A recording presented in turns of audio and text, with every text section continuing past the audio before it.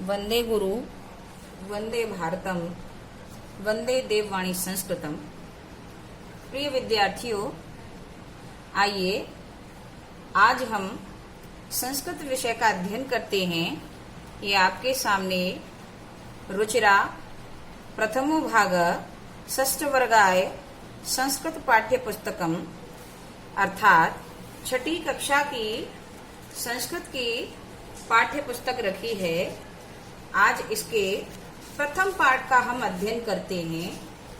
आपके प्रथम पाठ का नाम है अकारांत पुल्लिंग। पाठ को पढ़ने से पहले आइए हम समझते हैं अकारांत पुल्लिंग होता क्या है। सर्वप्रथम हम पहले अकारांत पुल्लिंग समझेंगे, तत्पश्चात हम विषय को लेकर आगे बढ़ेंगे। अकारांत पुल्लिंग होता क्या है यह समझने के लिए ऐसे कोई भी शब्द जिन शब्दों के अंत में अध्वनि निकलती हो, अर्थात अध्वनि से किसी शब्द का अंत होता हो, अ अक्षर से अंत होता हो जिस शब्द का, वह शब्द अकारांत कहे जाते हैं। और यदि यही शब्द पुल्लिंग का बोध कराते हो, पुरुष जाति का बोध कराते हो, तो वह फिर अकारांत पुल्लिंग शब्द कहलाते हैं। उदाहरण से समझेंगे। अ अक्षर से अंत होने वाले शब्द आपके अकारांत कहलाते हैं। जैसे यहाँ पर राम लिखा हुआ है, राम को माँ को देखिए, माँ पर किसी भी प्रकार की कोई मात्रा नहीं लगी है। माँ को उच्चारण करने में अध्वनि निकल रही है। इस प्रकार यह आपका अकारांत पुल्लिंग का शब्द है। आ से अंत होने वाले आपके आकारांत कहलाएंगे। जैसे राधा, राधा में धा पर आ की मात्रा है, बड़े आ का डंडा है, इसलिए यह आपका आकारांत है। परंतु यह स्त्रीलिंग का शब्द है तो यह आकारांत स्त्रीलिंग कहलाएगा। इसी प्रकार यदि किसी भी शब्द का अंत ई से होता है तो वह इकारांत कहलाएगा।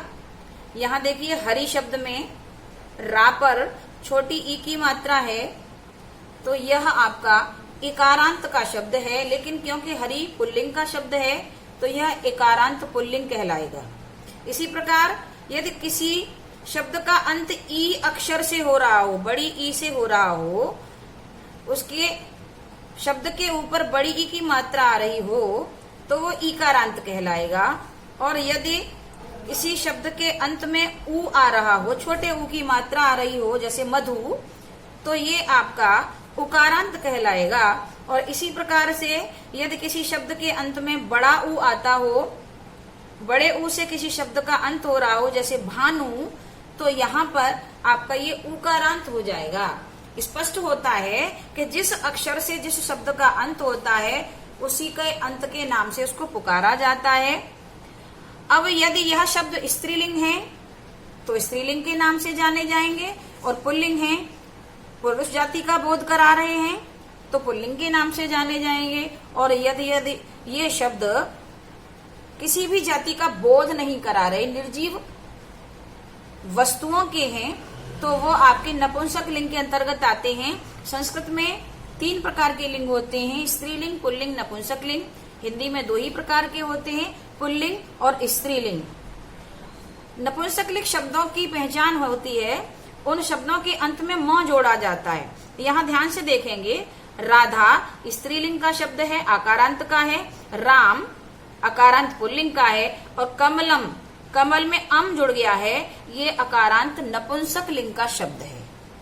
आज हमारा जो पाठ है ये अकारांत पुल्लिंग शब्द का पाठ है। इसका हम अध्ययन अगली वीडियो में करते हैं, क्योंकि छोटी छोटी वीडियो ही आपके लिए अपलोड हो पाएंगी। जय हिंद, वंदे मातरम। सरला की पाठशाला में आज इतना ही।